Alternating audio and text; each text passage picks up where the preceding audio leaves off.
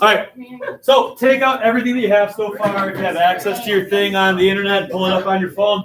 We got one last thing to go over today.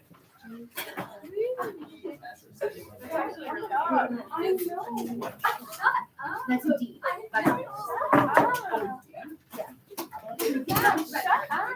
I did not say that. Yeah, you did. Was that you saying that? That was not. Okay, so where we should all be at right now.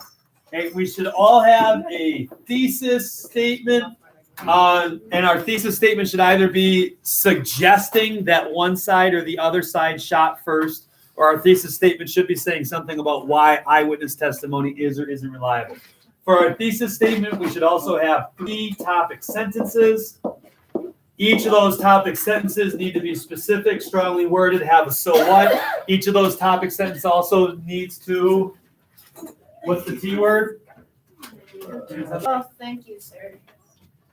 Okay, now, along with that, each topic sentence needs to have its topic sentence and then get to a quote frame, give us a quote, and then analyze how that quote or evidence, how and why that supports our topic sentence. Makes sense, right? Okay, yesterday we talked about adding the idea of in a new paragraph, you have to have a rebuttal. When you're starting your rebuttal, what type of sentence are you going to use? You're going to use a word like however, Yet. or you're going to use a coordinating conjunction like yet or but, or you're going to use an intro phrase like on the other hand. And in your rebuttal, you are going to be summarizing. They say, I say, like summarizing an argument that disproves your argument. So if you say that pizza is good because cheese is tasty, you have a quote frame, you have a quote, you analyze it. Yeah, so people like cheesy pizza. Your rebuttal has to disprove the idea that cheese is good on pizza. So what would be a reasonable argument for why cheese is not good? Ms. Bristow, what'd you say? People who are lactose intolerant eat cheese and they can't stop pooping for 3 days.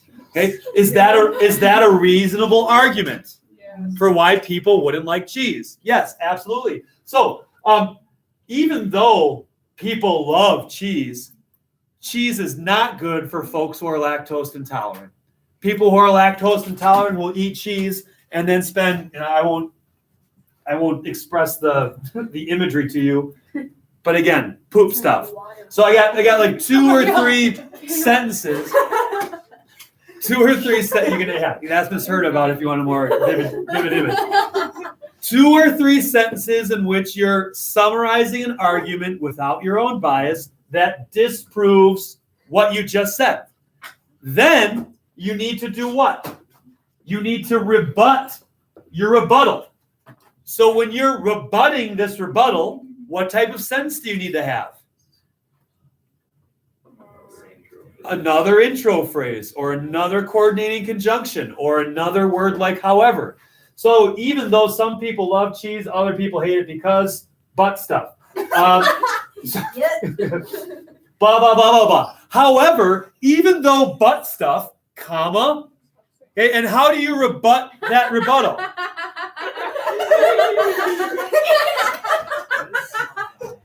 How do you rebut that rebuttal? How do you disprove the idea that lactose intolerant people don't like cheese?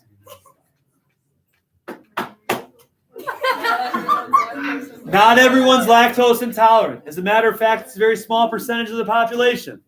So we can't be talking about taste just to appease a few. So therefore, cheese is good on pizza. Now, let's talk about how that would work with one of your paragraphs. So we have our CIS jam and we have our AP Lit jam. So our topic sentence, let's pretend like our topic sentence, hey, Bateman, he's an unbiased person because he's a British soldier who said that the Americans didn't shoot first, it was the British. Quote frame, I'm really going to play up this idea that Bateman is supposed to be biased towards the British side. John Bateman was a British soldier, so you'd expect him to be biased towards the British side, blah, blah, blah. Quote, Bateman says, it was the British who shot first. Analysis, So because we have this guy who you would presume would be defending British interests till the end of time, saying that the British shot first, that makes it more likely that the British did shoot first because he's speaking against his own self-interest. How do we rebut that? He was in custody of the colonists. He was in custody. So, however, despite the fact that he said the British shot first, comma, he was in colonial custody and therefore under duress because he was a captured British soldier. So now I'm summarizing the other person's argument. Because he was a captured British soldier, it would make sense that he would say whatever needed to be said in order to appease his captors. So because the colonists held his life in their hands, he said what he said in order to make the colonists take leniency on him. Right? There's my rebuttal. It's something that makes sense. It's something that I'm presenting in an unbiased manner. Now I need to rebut my rebuttal. What is the rebut to that rebuttal? Mason said that. Argument from before. Yeah. So Mason says Bateman's unbiased, and so therefore he's believable. You say, yeah, but he was a captured soldier. So how can we know what he's saying is true? Mason responds to you by saying what? He was under oath, right? So you rebut that rebuttal by saying, like, yes, while Bateman may have been a captive soldier, he was still under oath. And in the court of law, we assume what is said under oath to be true, as punishable by blah, blah, blah, blah, blah, blah, blah. And then I go on from there. And then my rebut to his rebuttal is finished. Ms. Strumke. So if you use the under oath as your rebuttal to the rebuttal, would you still be able to use the under oath? Yes. Like sworn testimony in a different paragraph? As the featured argument, yes. Okay. So here you're just using it kind of tangentially to overcome this. You can't rebut their rebuttal by just kind of like saying, no, you're wrong. You have to explain something about why that argument doesn't necessarily hold water. This rebuttal and the rebut to the rebuttal needs to be its own paragraph. It does not have the same requirements as this paragraph up here as far as like having a quote frame and a quote and all that jazz. You just need to be thinking back to when we started, they say, I say. You're summarizing somebody else's argument, and then you are responding specifically to that argument. And that's how you finish out your paragraph. CIS people, does that make sense? Okay, so you can get off, start working on this bad boy. I'm going to get you about like 5 minutes to get settled, and then I'm just going to cruise around the room and check in on everybody's work. AP people, your topic sentence is something like, please be quiet while I talk to the AP folk. Your topic sentence is something like, eyewitness testimony can be trusted because long-term memories are good to go. Does that make sense? So I got quote frame. I'm going to give background information about a person who conducted a study that proves this thing. Quote. I'm going to give that quote where the one person says something like, yeah, when something's stored in the bank vault of long-term memory. And then I'm going to analyze that quote by saying stuff like, because they compare it to a bank vault, bank vaults are locked down tight. So if a memory is like something stored in a bank vault, that means it's not disturbed. Everything is safe inside of the bank vault and can be retrieved as needed. So if long-term memories are like that, it makes total sense to use them for eyewitness testimony because people are just recalling things that are in the bank vault of long-term memory. Does that make sense? Okay. So what's the rebuttal to that? Stay away from the bank metaphor right now. AP folks, how would somebody rebut that? I say long-term memory is locked down. When something's in there, it's good to go. So eyewitness testimony is good to go because if we're recalling things in long-term memory, that means we're recalling stuff that's been saved in the bank vault. Memories are unreliable because they change over time. Yeah, who knows whether or not a memory is in long-term memory or short-term memory. Okay, so the rebuttal is Memories can change over time, and if memories can change over time, we don't know if this long-term memory is something that actually happened or something that somebody misremembered and then stored it in long-term memory. Very good, Ms. Herda. What's the rebuttal to that rebuttal? Emotions reflected affect how memories are stored, so if it was a crime, then those memories are more likely to be. Okay, very good. You could say that. You could also say something like, people don't have cameras attached to their forehead, nor would people want to live in this society where cameras are attached to their forehead. So even though we might not know for sure if this long-term memory is reliable or not, it's the best we have considering the circumstances. Whatever it is, you need to make sure that when you're rebutting something, you're rebutting what they say, not some sort of like straw man argument. So you have the rest of the day to work. I would suggest, for some of you, this paper is due on Friday. For others, it's due on Monday. The more writing you can do outside of class, the more opportunity you have in class for me to check your work and give you direction. So you need to think about how you want to best budget your time so that for those of you who are in CIS jams, to hand this in Monday morning. Class days tomorrow and the next day are just going to be work days. The only reason it would not be a work day would be if I'm reading something and I'm seeing everybody make the same mistake. I would do a quick little mini lesson about that. Those of you who are in CIS, Potter's going to talk to you about intros and conclusions. This is everything that you need to get all of your body paragraphs cranked out. AP folks, I'll talk to you about intros and conclusions on Thursday or Friday. Sound good? All right, crank out body paragraphs. Are these class questions or me questions? Okay, just let me stop this. How long? So for like the first part, and more. What do you mean the first part? The first rebuttal. You would want to give it, I would say like 2-3 sentences, because you want to fully express their argument and like the hows and whys of their That argument. makes sense though, because like you spell hollow. You spell hollow.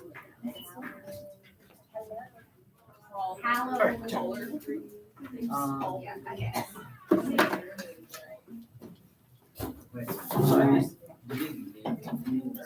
The rebuttal? Yeah.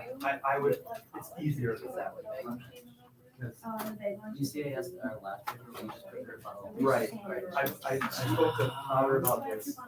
It visually, for the reader, having it offset makes it easier to kind of see the train of logic. When it's all one big mess, a lot of stress. Straight intro phrases throughout. That's the only question. When you're rebutting, the good ones that are in the neighborhood of you just need to, you can't just say something like, but yeah.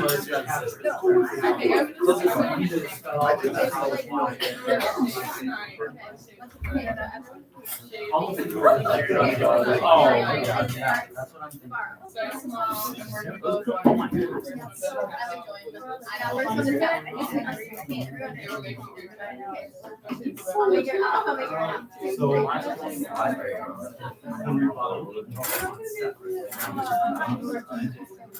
Oh, no, that's not.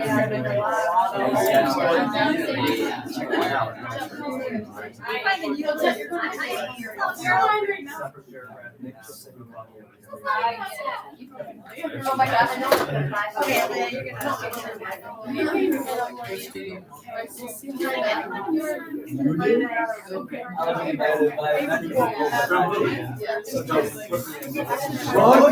No.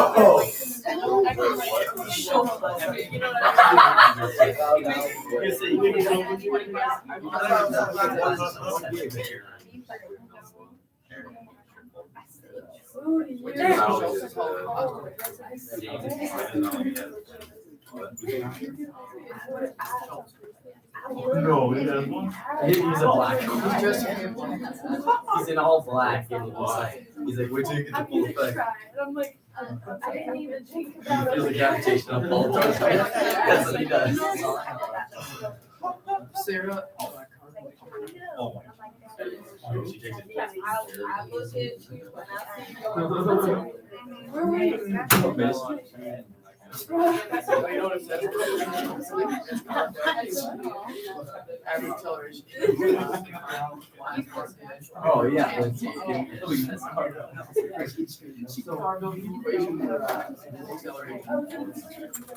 You should do average. Did you even know It's not that hard. Yeah. What do you do? At all?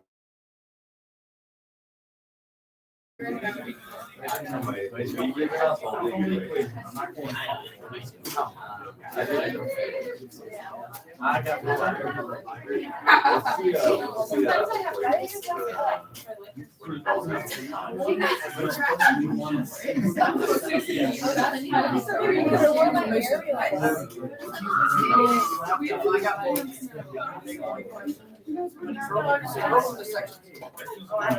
The section that I got of that.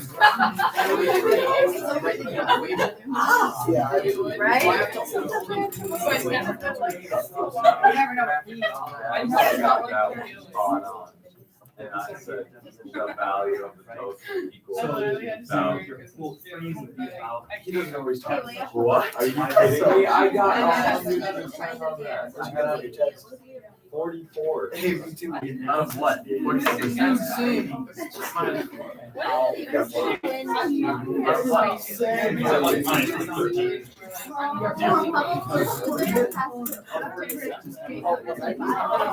Give it like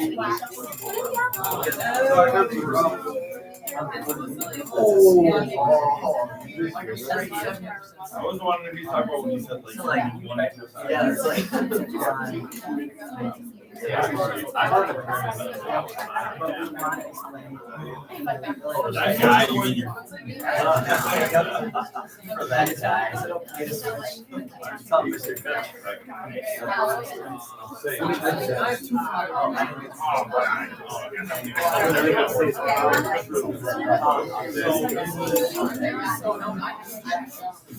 Why would like, I'm saying, someone tries to hide. That's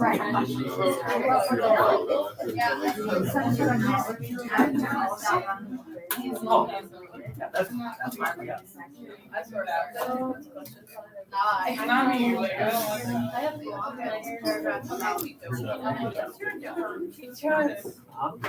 That I feel like it looks like a little to me. We have to be asleep. Why is there? Special. Literally. Sorry. For the time you don't. I got nervous. Because you just You just said you were gonna try. What, you mean all the way down? Because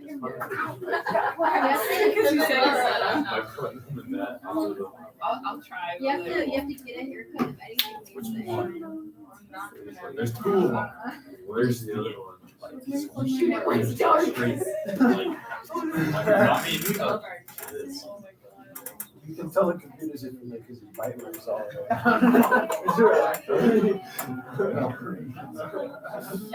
Or maybe in your own words, we emphasize that old people are essentially snakes.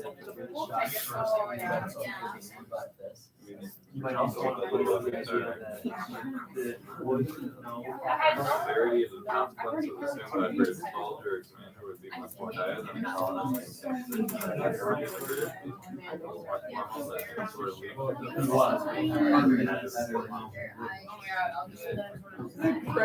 yeah, but he didn't know. I shaved. I shaved. We also have a soldier superior. I mean, you guys should actually act. They both started the same way, so that was Oh, like, we want to diamond. focus on Oh, what a good reasons boy. why. Oh, Should I do that after the session, like, Yes. we like, negotiate time? Yep.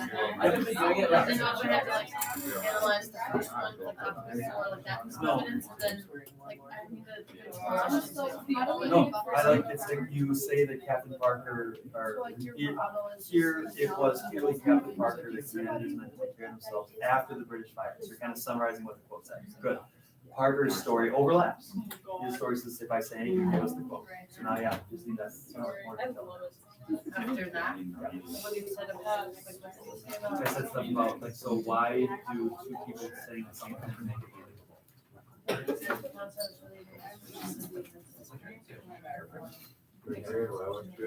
You want to go to the national meeting? Additionally, holiday, I missed it.